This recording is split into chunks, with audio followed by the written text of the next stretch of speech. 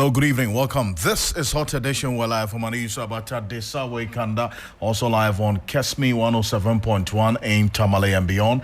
We're live on W 93.5 in Wa and beyond this evening here on Hot Edition on 3FM 92.7. We're monitoring the happenings as declare your assets by May 7 or you're fired. President John Dramani Mahama declares and reveals appointees who flouted earlier directive on asset declaration and not being able to meet the deadline will forfeit their 4-month salary, which would also be donated to the Mahama Cares program. Stay with us, we've got details for you. NPP-led opposition coalition petitions the executive, legislative arm of government and the judiciary, also demanding the reversal of the suspension of the Chief Justice, Gertrude Torkornoo, amongst others. Stay with us. We've got details for you here on Hot Edition on 3FM 92.7, also on Kesmi 107.1 in Tamale. We're live on W 93.5 in Wa and beyond. Stay with us. We've got details for you. The Ghana Health Service has reassigned programs managers, deputy directors in major reshuffle. Stay with us. We've got those details for you. Also, the Council of Heads of Assistants Senior High Schools say the senior high school food quality has improved. Exactly what do they mean by this? Stay with us. We've got details for you, plus the latest in business and sports over the next 1 hour, 30 minutes here on Hot Edition on 3FM 92.7, also on Kesmi 107.1. We're live on W 93.5 in Wa and beyond. For now, settle for a summary of the news. Christabel Trevor is here. Thank you, Alfred. A very good evening to all the listeners. And let's dive straight into the news summary. President John Dramani Mahama has warned that political appointees who fail to declare their assets by the initial March 31 deadline must do so by close of day Wednesday, May 7, 2025, or face immediate dismissal. President John Dramani Mahama has also launched a code of conduct for all political appointees under his administration, spelling out new rules on ethical behavior, public accountability and misuse of office. The code, launched at the Jubilee House today, applies to all ministers, deputy ministers, presidential staffers, chief executive officers, board members, members of the Council of State, and other appointees serving under the executive. It also binds the president and the vice president. In other stories, the National Service Authority says the scheme's deployment approach has now been shifted towards posting a greater percentage of graduates to the private sector instead of the previous strategy of posting more to the public sector. The move, according to the new leadership of the service, was aimed at reducing pressure on government resources and improving employment chances for young people. Just before I go, the minority leader in Parliament, Alexander Akrofi, today led a protest march dubbed Save the Judiciary. The protesters demanded the reinstatement of Chief Justice Gertrude Torkornoo. Presenting a petition on behalf of protesters who were led by the New Patriotic Party, NPP, Mr. Akrofi described the President Mahama's decision of the Chief Justice as an attack on the very soul of Ghana's democracy and accused the executive of undermining judicial independence for partisan purposes. Over to you, Alfred. Thank you very much, Christopher. It's more news on 3news.com. Make some time and visit 3news.com. This is Hot Edition. We're live on Kesmi 107.1 in Tamale and beyond. Also on W 93.5 in Wa and beyond. The news that we've been monitoring so far. President John Dramani Mahama has appointed Dr. Pakwesi Beidou as the Chief Executive Officer of the Comfort and Not Teaching Hospital in Kumasi in the Ashanti region, following the dismissal of Professor Ochre Adaimensa. Now, the decision was confirmed in an official statement dated April 30, 2025, and signed by Callistus Mahama, Secretary to the President. The letter directed the regularization of Dr. Beidou's appointment by the Ghana Health Service and Teaching Hospitals Act 1996, Act 525 as amended. The dismissal of Professor Adaimensa and the subsequent appointment of Dr. Beidou have stirred mixed reactions, particularly from the Ashanti youth. Now, what we do know is that the hospital itself has also welcomed the appointment of Dr. Beidou, Pakwesi Beidou, as the new Chief Executive Officer of the Comfort Not Teaching Hospital. Will stay with us here on Hot Edition. As we're learning as well, later on I'll tell you a number of the reassignments that the Ghana Health Service has undertaken in a major reshuffle. Stay with us. We've got details for you on that here on Hot Edition on 3FM 92.7. But President John Dramani Mahama has issued a stern warning to his appointees to declare their assets by May 7 or consider themselves dismissed. Appointees who also failed to comply with an earlier directive to declare their assets by March 31 will forfeit 3 months' salary in addition to 1 month to be donated to the Ghana Medical Health Fund, simply known as Mahama Cares program. Now, the president gave the directive at the Jubilee House this afternoon when he launched the Code of Conduct for Government Officials. The code, which seeks to guide the conduct of ministers of state, heads of agencies, state governing boards, and councils, spells out a clear guideline on ethical behavior, expectations for appointees, conflict of interest, financial disclosures, and performance standards. It comes at a time when there are increasing calls to deepen governance in terms of good governance and also eschew corruption. Let's take a listen to exactly what the president said when he was launching this code of conduct earlier today. Many of you have not seen the code of conduct yet. Don't have a heart attack when you receive your copy. Ministers of State, deputy ministers, members of the Council of State, presidential staffers, head of agencies, distinguished guests, ladies and gentlemen. In my 120-day social contract with the people of Ghana, I pledged to restore discipline, integrity, and accountability into our governance. Today, we're taking an important step towards fulfilling that promise with the official launch of the Code of Conduct for Political Appointees. This code represents a bold declaration of the standards we must uphold as servants of the public. It reflects our commitment to build a government that is ethical, responsive, and worthy of the people's trust. Let me be clear. This document is not a ceremonial one. It is a living and enforceable framework that outlines what is expected of every individual appointed under this administration. Though the document often uses the term minister, it applies broadly to deputy ministers as well, to presidential staffers, to chief executive officers and their deputies, to members of the Council of State, to board members, and other political appointees within the executive arm of government. And I include myself. It applies to my vice president, myself, the president, the chief of staff, the executive secretary, all advisors, all of us are bound by this code of conduct. This is a government of shared responsibility, and there will be no sacred cows. Why do we need a code of conduct? Because we must build a new political culture, one that is rooted in transparency, humility, and ethical leadership. Ghanaians deserve leaders who serve with honor and put the public interest ahead of their personal gain. This code is designed to guide our actions and decision-making and to make clear the consequences that will happen when we fall short. Now let me highlight a few key principles and provisions of the code. All political appointees must serve the public with integrity and impartiality, must place the national interest above their personal interest, must avoid misuse of office or state resources, must declare and manage any potential conflict of interest, must eschew opulence, be accountable for every cedi or public money you spend, and be humble in service, measured in language, and respectful to citizens at all times. You are not in office to wield power. You are here to serve the people of Ghana. The second is conflict of interest. Any situation that creates a conflict between your personal interest and your official duties must be avoided or disclosed.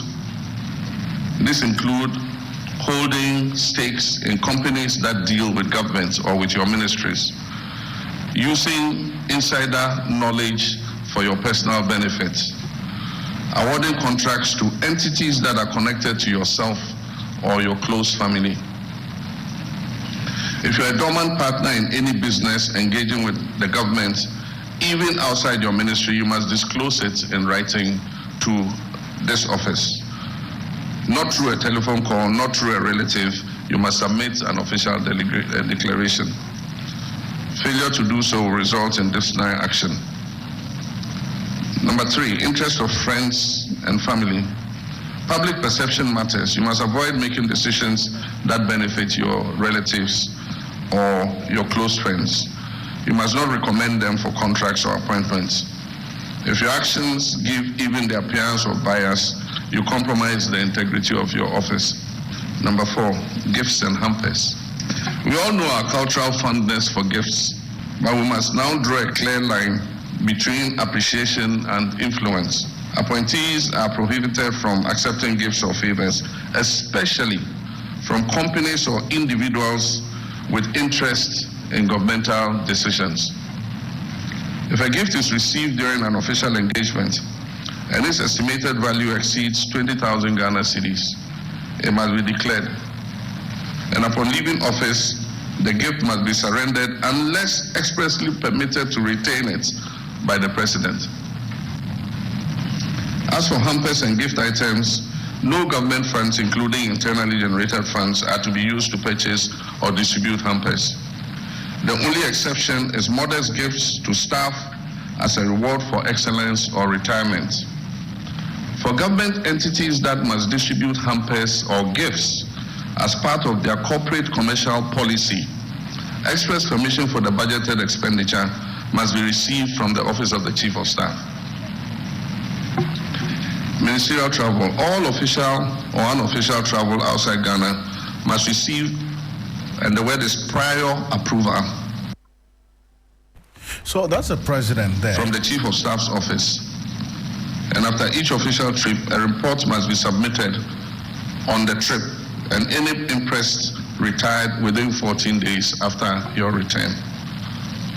Where government is footing the bill, the trip must be necessary, it must be budgeted for, and aligned with national priorities. Retroactive approvals will no longer be entertained. Prohibition on purchasing state assets. No political appointee under this administration is permitted to purchase state assets, whether land, vehicles, shares, or buildings, directly or indirectly. If you attempt to do so and you are found out, your appointment will be terminated. We are here to protect the national interest, not to help ourselves to the national purse. Sanctions for violation.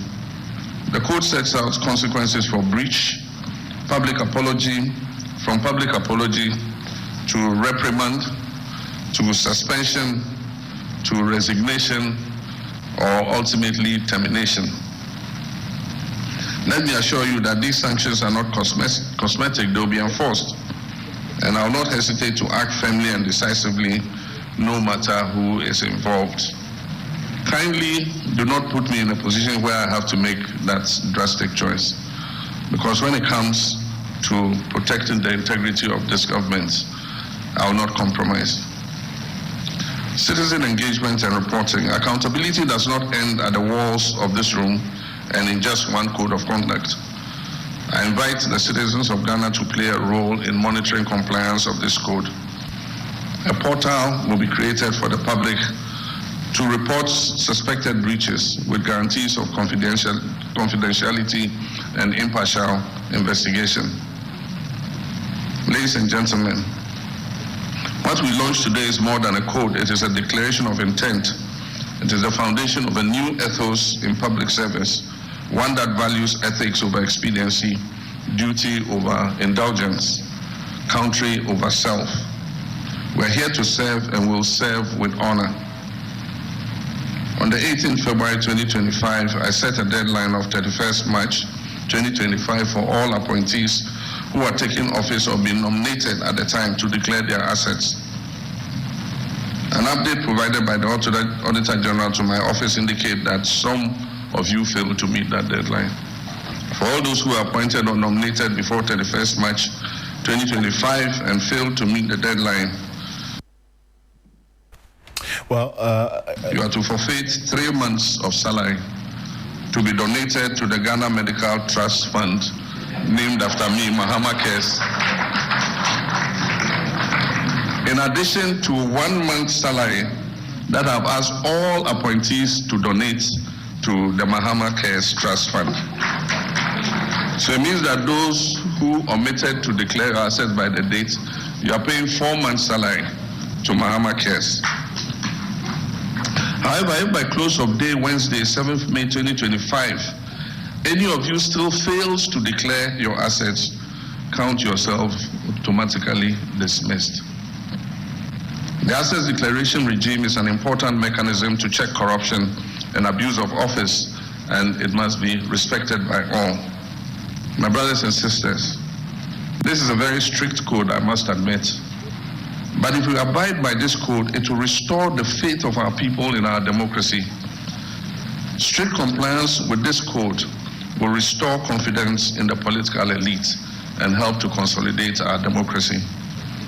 And so I expect all of you to do your best to abide by the code. Let us walk this path together with discipline, with humility, and with an unyielding commitment to the people of Ghana.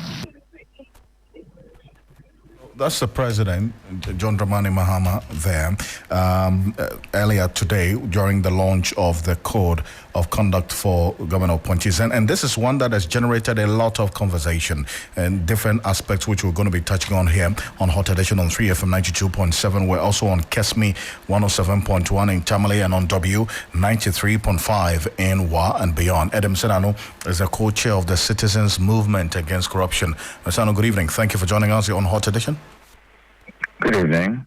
First off, I want to start off from those who defaulted the March 31 deadline by the president to have their assets declared. Based on the president's own words today, the Auditor General has submitted a list which indeed does confirm that a number of government appointees did not comply with that 31st March deadline. The whole of April came to pass. They didn't declare their assets, and then we're in the month of May. The president says you're going to forfeit 3 months of your salary, and it's going to go into Mahama Cares Fund, and then I'm giving you up until May 6 to declare your assets. Some have asked that he should have just dismissed these people. Where does the pendulum swing for you? Where does the... What's your position on this particular this proposal, the position that those who hold that, look, after violating this directive, they should have just been sacked, as against being given a grace period for them to declare the assets?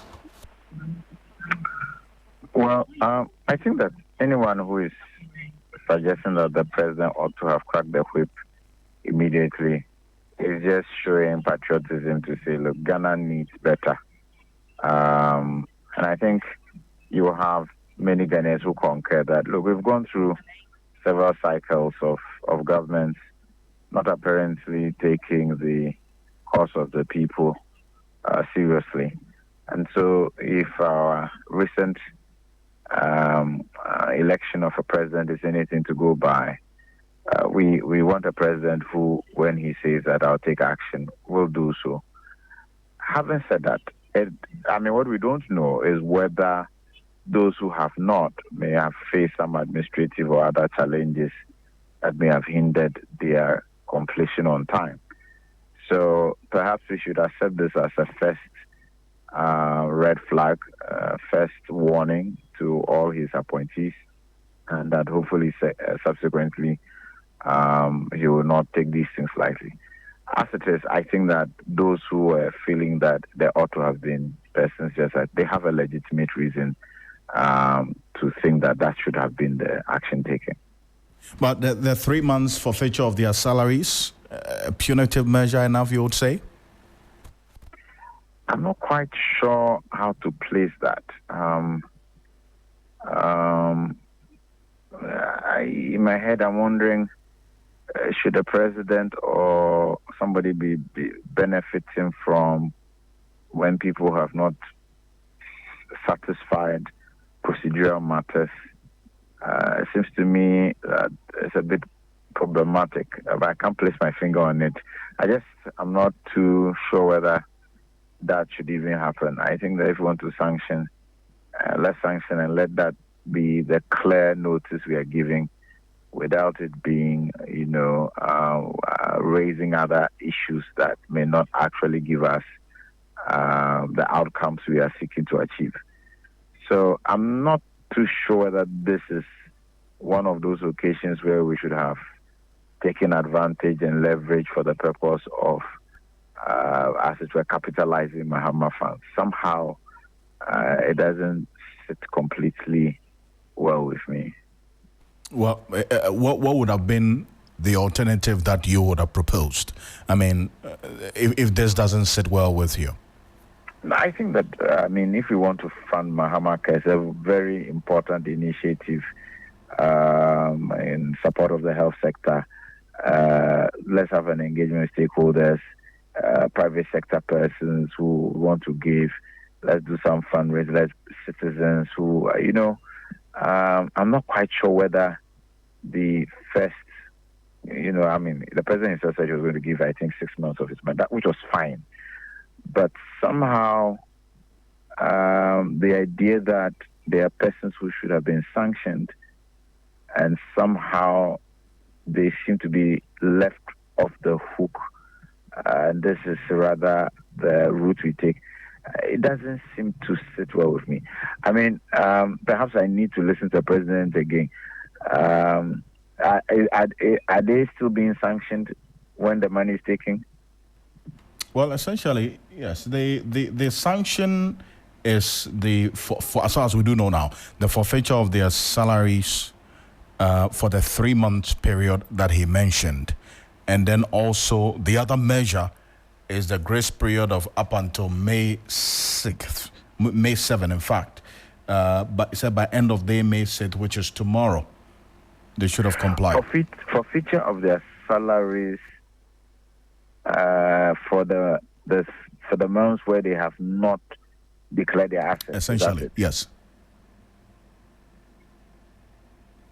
And is that the money that's going into Mahama cash? Yes. And that's where I probably need to reflect some more, but somehow it doesn't sit well with me. I think that if we are sanctioning persons under these circumstances, perhaps we should not be. If the persons have, you see, if somebody is giving a certain deadline and you've missed that deadline, I think that if the initial idea was to say that these persons should no more work because they don't seem like they have the kind of seriousness, they don't have they don't take these issues of making sure that the public space sees them as upright persons who are here to do good work. Rather than then seem to okay, we have extended the deadline, so you just make sure by that deadline you have done it, and meanwhile we'll take your money. I'm not quite sure whether that's the way to go. Well, but let's then look into some highlights of this code of conduct for public officers and indeed government officials that was launched by the president today. One of it has to do with the ban on gifts and favors. Essentially, the president made the point that gifts received during official duties exceeding 20,000 must be declared unless permitted by the president. Conflict of interest, appointees must avoid or disclose any situation where personal interest could interfere with official duties, including owning stakes in companies that do business with government institutions, and also government spending. The code forbids the use of government funds for hampers or gifts items except for modest staff gifts recognizing excellence, retirement, and so on. Now, do these the details and what the president also put out tick the box for you from the anti-corruption perspective, from where you sit? I think that ideally these are proposals that perhaps should have been made available to civil society and persons in the anti-corruption and good governance space to review and think through before they arrive at a conclusion. If you take the first one you mentioned, that gifts above 20,000 Ghana cedis. Is that what you said? Yes. I mean, 20,000 is a lot of money. And if I wanted to be smart, then each time I am coming to you, I'll bring you 19,000. Then in 2 days, I come back with 19,000. I mean, so if I want to give you 100,000, I just make sure I stagger it, and then you don't have to declare it. Legally, unless there is some other. So I'm not quite sure, but 20,000 as a minimum threshold seems rather high to me. Typically, the value of what we say is a gift, which is of non-consequence, would typically not be as high as that. So, as a minimum threshold, already raises red flags for me. I think 20,000 is rather high. So, I don't know. I think that it would have been useful if there were engagements with anti-corruption, good governance experts to give some feedback on what they wanted to propose, and then we could give input before it was finalized. Now, in the engagement, in what form should it have taken from where you sit? Oh, I mean, once they had a draft code of conduct ready, even though I can tell you that we probably would have had two concerns. One, there's an existing code of conduct that the Commission for Human Rights and Administrative Justice put together working with the Public Services Commission, which has been around.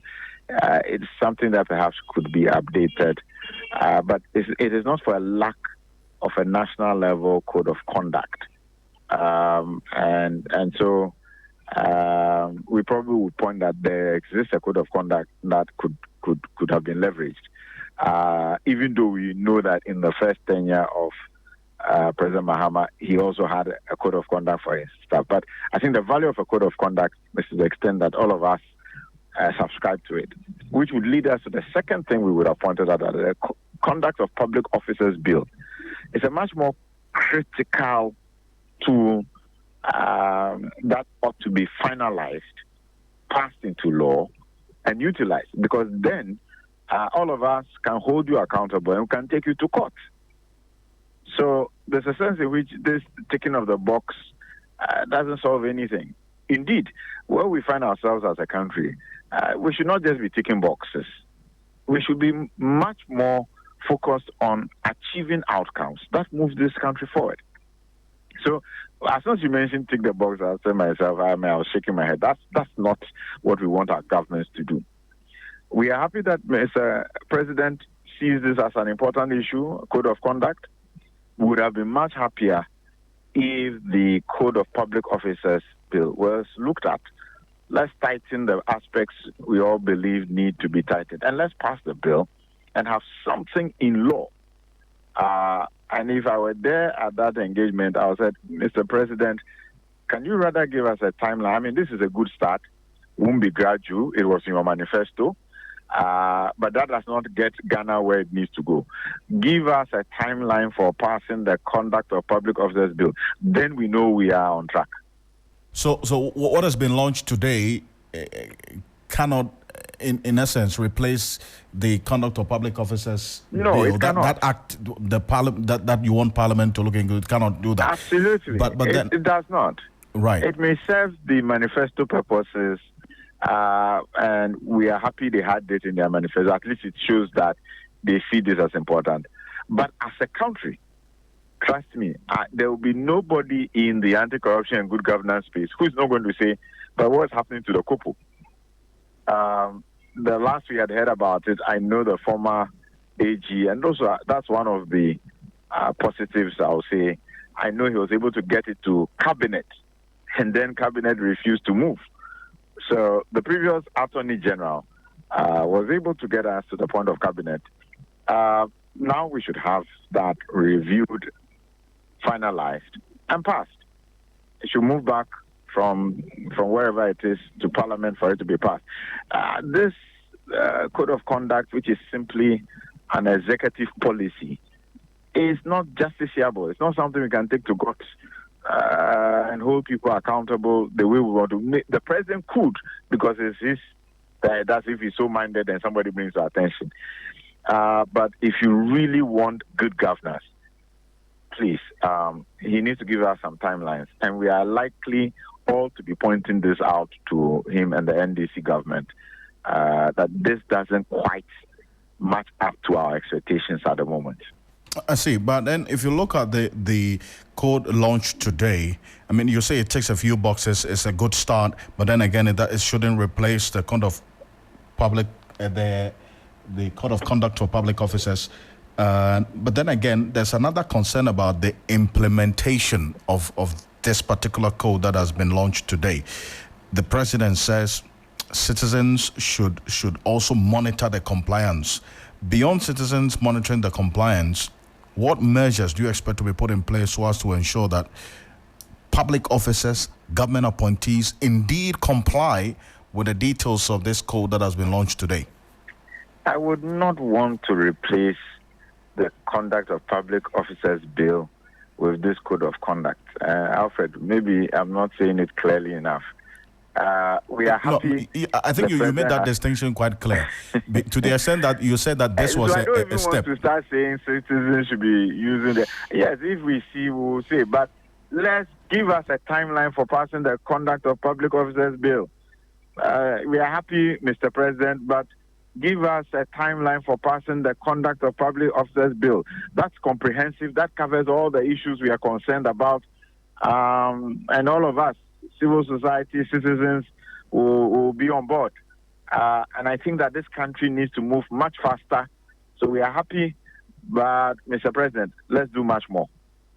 And in much more, talk about the verification and publication, which has been one of the major demands you make. Absolutely, yes.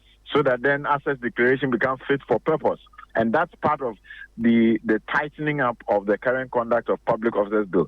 I'm not quite sure they'll talk about verification and publication in this, and I've not read it, so that's why I can't speak to it. I probably will do that overnight. But I doubt that they have verification and publication in it. So are they going to ask their officers to publish? Will it be on a website the way we want it so that anybody in Ghana can go and cross-check? I mean, I have a feeling that this will not be as comprehensive as taking the COPO, completing it, passing it into law, and let's all begin to monitor. That way would have made substantive progress. And you talk about timelines for you, civil society as well, because this was one of the demands you made and you're still making, that the Conduct of Public Officers Bill be passed into law. What specific timelines do you have? Urgently, if even within the next 3 to 6 months, they can work on it, make it a priority of Parliament, leverage what they have just done and say, not just this, but we are going to work together with the Parliament of Ghana to pass into law over the next 6 months, the COPO. That definitely would bring us where we want to be as a country. And we shall have to find out whether the work done by the previous parliament, as we do know, is either going to be continued or the entire process will have to start again, as we know that... No, in the case of the COPO, what it was the government sponsored, so the AGs had worked on it, brought people on board, then went to cabinet. It was not going to move from cabinet to get through the internal legislative processes of Parliament. So whichever state it is in, with all the consultation that was done, it's a good state to just have another stakeholder engagement to, enhance it. Is there anything else we want to do? Finalize it, get cabinet to endorse, and move it to Parliament. And I'm sure that if they had to do stakeholder engagement and get cabinet's approval to move it to Parliament, that could be done within a month, and then allow Parliament to use its processes to try and finalize it. I think a 6 months horizon is sufficient to get this out of there. And it will stand as one of the most serious achievements of this government if they apply themselves to it. I do appreciate your time, sir. Thank you so much. And thank you very much, Alfred. Adam Zanano is the co-chair of the Citizens Movement Against Corruption. They're so live here on Hot Edition on 3FM 92.7, also on Kesmi 107.1. We're live on W93.5 in Y and Beyond. Keep your thoughts coming through. It's a subject that a number of you have been expressing your views, comments, and opinions on our Facebook page at 3FM 927. Read a few of your comments as we go on. But a coalition of opposition political parties led by the New Patriotic Party has petitioned the three arms of government, the executive, the legislature, and the judiciary, as they mount pressure on President John Mahama to reverse the suspension of the Chief Justice, Gertrude Torkornoo. The Chief Justice is currently on suspension as a 5-member committee probes into a number of petitions seeking her removal from office for stated misconduct.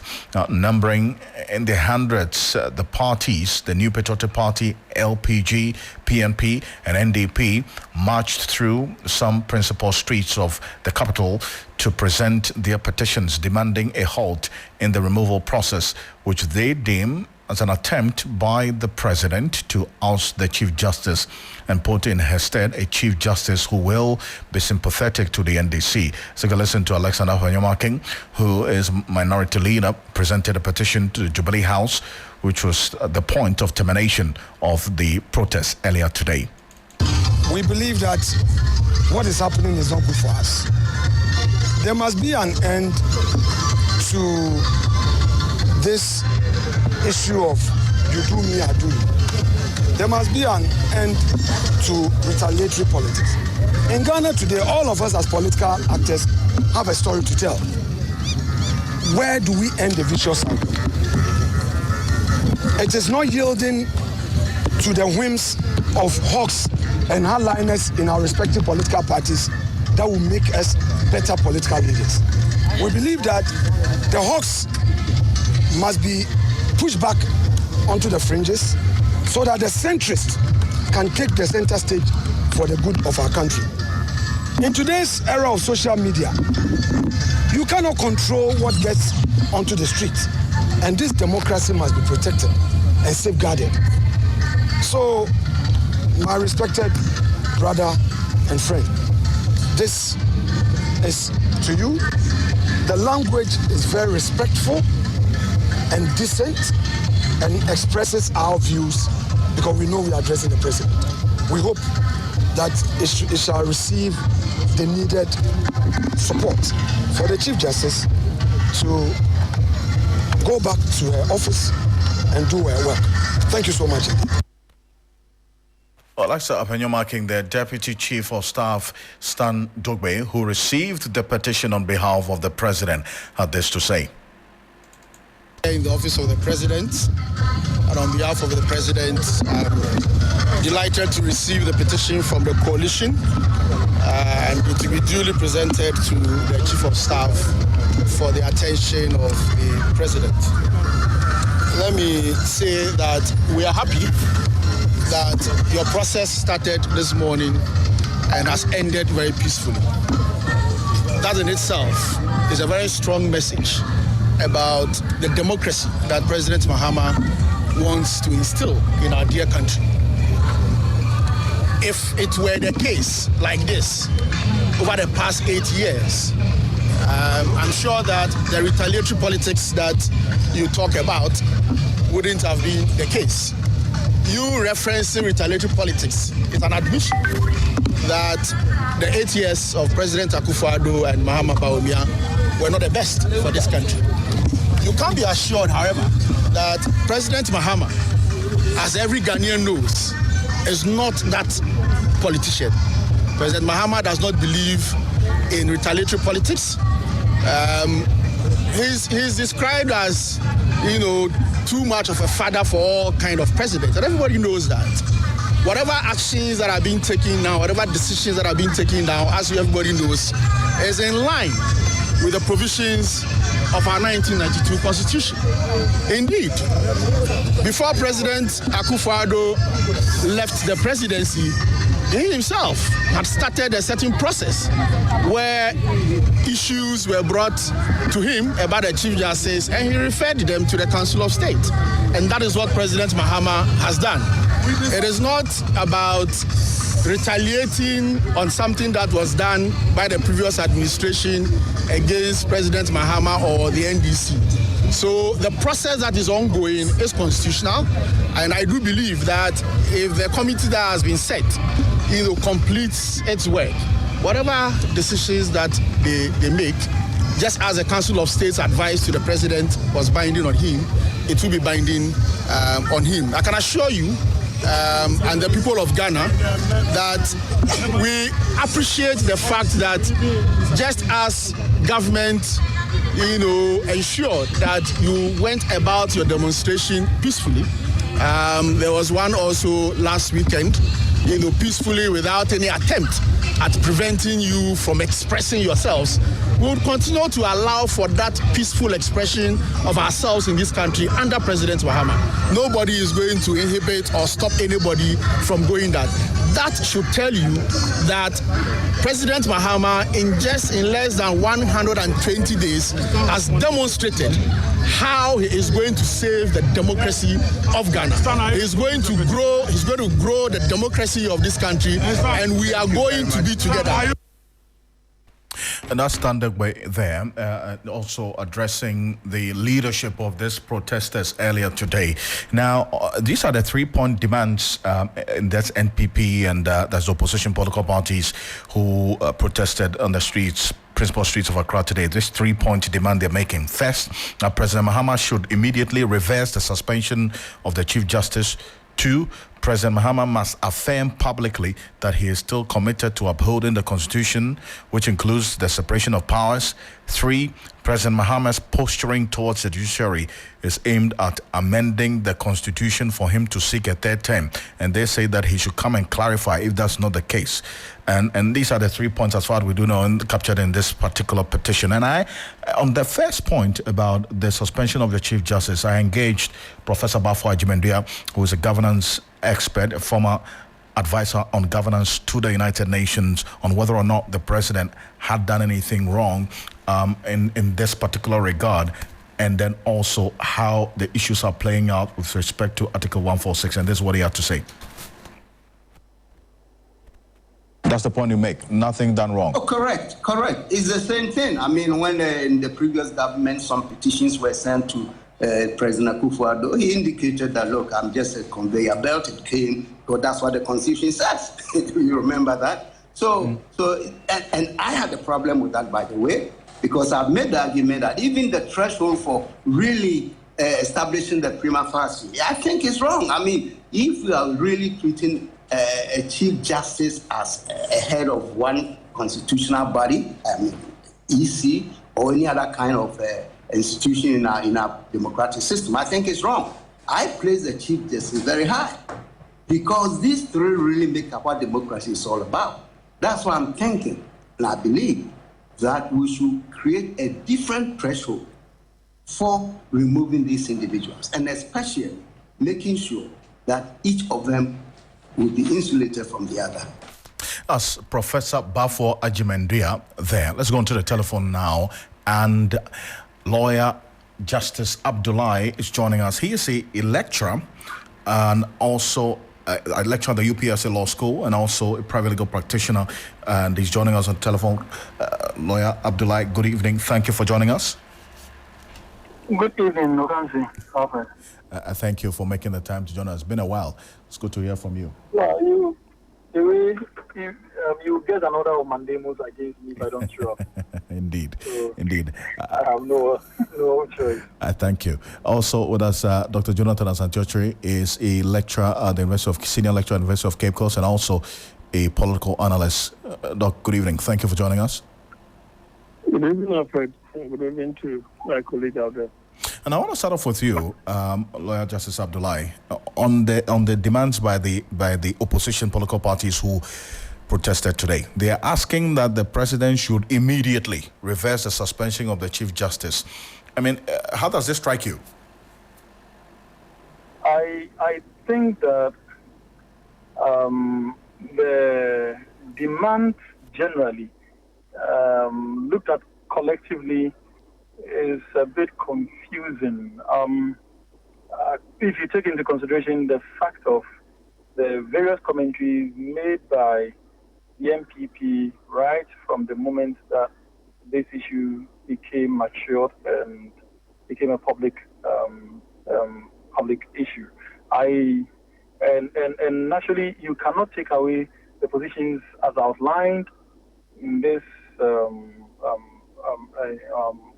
in the petition as against the public pronouncements made by members of the MPP into account. I mean, the two, I believe, are related because it is the combination of all the comments made on mainstream media by individuals and indeed by the parties that put together resulted in the petition. So I would like to deal with it from that collective angle and ask, what is the basis for this call? There must be a reason for the call. You cannot just simply ask the president to revoke an order made less than 2 weeks ago without providing any basis, compelling reason for making to change the mind of the president. Now, if the president indeed simply follows any call on him and acts in accordance with that call, then there will be no point in him being a president. He must be convinced about a decision. And in this particular decision, the Council of State, based on the constitutional provision, called on the president to act in a particular way. And that way is what the president relied on to literally decide on what happened, i.e., the Council of State recommended the suspension. The president simply followed. The president doesn't even have an option out of it. If you read the necessary constitutional provisions, the president acts based on what the Council of State literally advises him to do. And so if you ask him to revoke that, yes, I agree, the president has the power to revoke it. But there must be a compelling reason. And even though the Constitution doesn't provide for this, but if you are asking the president to revoke it, the president would necessarily have to consult the Council of State. And that part of it is not provided by the Constitution. But once you acted on the advice of the Council of State to suspend the person, you are necessarily mandated to also seek their opinion before you revoke that suspension. You cannot just act arbitrarily.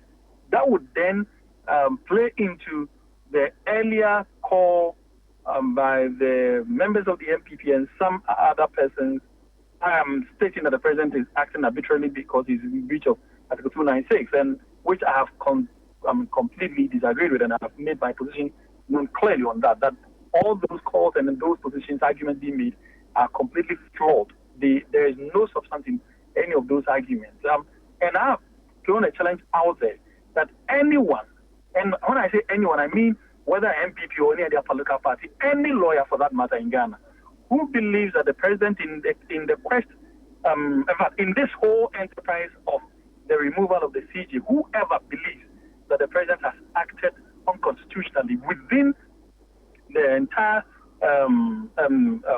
space of beginning from the time that the petition was sent all the way to today, whoever believes that any act of the president is wrongful or unconstitutional, that person, I'm throwing a debate out there, that person should come, let's engage in the public discourse, public debate, for us to go into these matters to determine which part of the provisions of our Constitution has been. I see. You talk about a compelling reason why. If you listen to the MPP over time, and even before today, and even after the protest today, they say that yes, it is law. The president is following the dictates of the Constitution, as you have also just elucidated. But the law is being politicized, and the rule of law is being weaponized in having the Chief Justice removed because of certain comments that the president made before he was elected president, before December 7th, during that particular campaign period. That's not compelling reason enough? I think that is quite a childish argument to make. Simply because on a campaign promise, the president makes a comment. I do not see how, and I don't even know the particular comment in reference. I think that particular comment has to be brought up. So we interrogate it. I've never heard the president saying that he's going to remove the Chief Justice anyway. I've never heard the president anywhere at any point in time from year 2016 to date stating anywhere that he is going to remove the Chief Justice or he's going to engineer a petition for the removal of the Chief Justice. I've never heard anywhere, whether remote, direct, indirect, in any manner, form of shape, that can be a basis to conclude that the president is interested in the removal of the Chief Justice. I've never heard that one. But I'm open-minded about some of these subjects. I'm willing to listen to some of these issues so we can interrogate it further. I've never heard that anyway. And so that's the first point. The second point is that, assuming that any of these has been said by the president, would that take away a legitimate call on the judiciary to account in any shape or form for their stewardship? Is that wrong? If someone believes that something has been done wrongfully, either by the CJ or any member of the judiciary, which he believes is unconstitutional and wrong, and that person has petitioned, and the constitutional steps are being followed, not the person being persecuted, but the constitutional steps are being followed, and they are being followed in accordance with the dictates of the Constitution, how would that in any way justify a conclusion that simply on the altar of an earlier comment made by the president, the very tenets of our Constitution should be thrown away? How do you even marry these two arguments?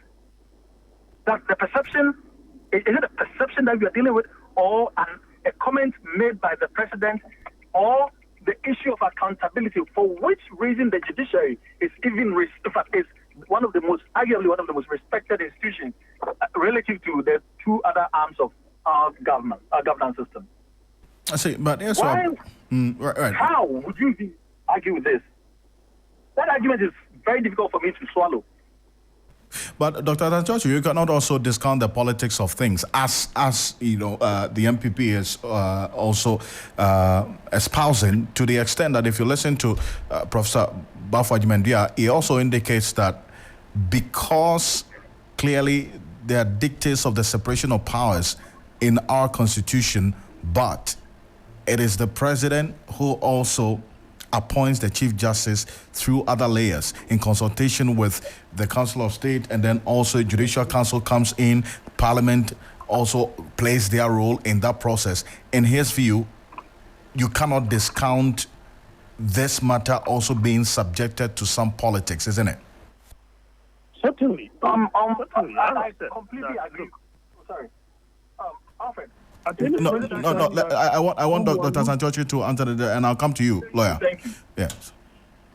Yeah, certainly that is very political. If you look at the process itself, I'm of the view that the mere fact that somebody who joined the Supreme Court somewhere 2019 met senior colleagues at that particular place and still made the Chief Justice not to subject this current one that has been suspended to any kind of example. But if you look at it from that perspective, then it means that the nomination and appointment of a Chief Justice in itself is very political. It is very, very political, because if somebody joins the Supreme Court 2019, 2021 or so, she is made the Chief Justice. So those that she went to meet, is it the case that she knows the law far better than them? Or it is the choice and the decision of the appointee? So if that is the preference, then it is political, if you ask me. And so the removal, or as it were, any process to have the Chief Justice removed is also subjected to a political interpretation, is it not? Choosing to eat a particular food in itself is a political decision. In all of it, it is very political. But you see, once you are following the constitutional dictate, then it means you are going by a certain procedural pattern, which in itself will mean that you are going according to the rule of law. The decision to accept the petitions themselves in itself is political. It's a political decision on the part of the president. We don't have to mix politics or decisions that are political with partisanship, where they see nothing wrong with the other side, they see everything wrong with the other. In this case, I see that the MPP itself, under the leadership of Mr. Afonyo Markin, They have rather obfuscated the issues. They have rather made the woman's case a little more worse. Because for me, it appears to me like the woman is supposed to be perceived as an MPP, for which reason they are so bent on being the unthinkable. To the extent of listening to Mr. Afeni today, before he presents the petition, I cringed. I said, did he actually utter this particular speech? Because if he did, I don't think that is a mark of a good minority leader. When I say to somebody who say, oh, you detest the person, no. To think, to have that such, unconscionable guess that Mr. Mahama is doing A, B, C, and D to seek a third term, that would never happen in this country. That will never happen in this country. When he is done with his term, Mr. Mahama, as we have known him from the past up till now, he will not in any way hazard that guess.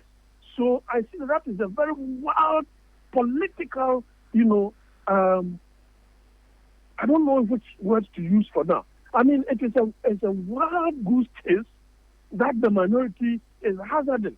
And it is quite interesting. It's just so ridiculous. So how could you, if it's the kind of leadership that Mr. Afeni is going to provide for the MPP in opposition, I think that they will have to have a rethink. Because the MPP that look at where they went when they went to Supreme Court, where were the numbers? It is because they are using some kind of false means to create some relevance for themselves, whether individually or corporately. And that, for me, is something that is very, very strange to me, because I don't think that this is the kind of leadership the MPP needs. Because there is nothing at stake. The politics of it, the partisan politics of it, I don't think that is going to help the suspended Chief Justice in any way. And as long as moderate minds believe that what the president is doing is according to the dictate of the Constitution, there's nothing else that they can do. As for the political interpretation, they have liberty to do so, because anybody at all can have a political, interpretation, whichever way you look at it. Well, no. But that does not in any way stray away from the Constitution that the president, in consultation with the Council of State, are, progressing with the whole thing. And you see, Alfred, the point also ought to be made that if you look at the constituents of the committee, even mentioning Mr. W. alone, there is a person that, if indeed the woman is not guilty, you do not expect him to say that the woman is guilty. You don't expect W to tell you that the woman is not guilty, and you tell her he's guilty. You won't do it. That is the kind of person, a man of integrity. So it means that the president wants the process to be marked with huge integrity, so that when everything is said and done, all legal luminaries, all common-minded persons, and read in the lines, they know the woman is not guilty as charged. Yes, the woman is guilty, and she must stay suspended, or a new Chief Justice be nominated and confirmed. I mean, that is how it should be. That is rule of law. It's just unfortunate. I wouldn't wish that for my father anyway, but it's just unfortunate that they have gotten to what it's gotten to. I do appreciate your time on this. Thank you so much. Jonathan Atanchotri is a senior lecturer in University of Cape Coast, a political analyst, joining us here on Hot Edition on 3FM 92.7. On the third demand that this petition that was submitted by the protesters earlier today, led by the minority leader Alexander Afeni to the presidency, what we do know, based on what Richard Ahiagba has been telling the media, is that they are demanding that President Mahama's posturing towards the judiciary is, in their view, aimed at amending the Constitution for him to seek a third term. Well, Godwin Ejitamaklo is the director of legal for the NDC and acting CEO of the NPA, had this to say to that. The point that the reason why President Mahama has nominated these 7 Supreme Court judges, if approved by the Parliament, is that he wants a third term. Very ridiculous. My learned senior Afeni, what is happening? Senior? This information is deliberate. Deliberate. Deliberate. Is it misinformation or disinformation? Disinformation. Disinformation. Okay. Look, why would a member of parliament deliberately court public disaffection for a president who is sometimes called his friend, right? On the basis of deliberate, I call it misinformation. Because one, President Mahama has already publicly said that he has a farm in Savannah region that he can't wait to go on retirement and go to his farm. That's Godwin Ejujita Maklo there. Before we go for business, there's some news just coming through from the Ghana Health Service. They've announced a major reshuffle of its senior personnel, reassigning several program managers and deputy directors nationwide. The reassignment, which took effect from May 19, 2025, which is expected to take effect from May 19, were communicated in a notice signed by the Acting Director General, Professor Samuel Kaba Akoyeri. Now, according to the notice, the reshuffle decision forms part of ongoing efforts to strengthen leadership and service delivery within the health system. Now, what we do know is that first on the list, Dr. Kwame Amponsa-Chiano, who is the Deputy Director, Programs, has been reassigned as Deputy Director in charge of the Ghana Health Service Headquarters Operations. Dr. Hilarious A.K. Abiwu, who was Deputy Director in the Northern Region, has been now assigned as Programs Manager at the Ghana Health Service Headquarters. Also, Dr. Mrs. Selom Kochuachi, District Director, Lankontanan Municipal Assembly in the Greater Accra region, has been reassigned as Programs Manager to the Ghana Health Service Headquarters. Dr. Emmanuel Tevi, Deputy Director in the Ashanti region, has been reassigned as Programs Manager also for the Ghana Health Service Headquarters. Dr. Andrew Ayim, Deputy Director Policy Planning, who was at the headquarters, has been reassigned as Deputy Director to the Ahafo region. Dr. Kezia Malm, Programs Manager for the Malaria Control Program, has now been reassigned as Acting Deputy Director to the Ashanti region. Dr. Stephen Asiado, Programs Manager at the Ghana Health Service Headquarters, has been reassigned as Acting Deputy Director for the Northern region.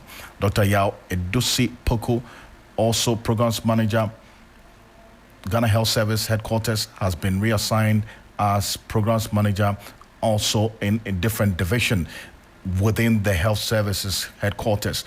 Dr. Efua Kome, Acting Programs Manager, NCDs, has been reassigned as District Director, Lankontanan Madina.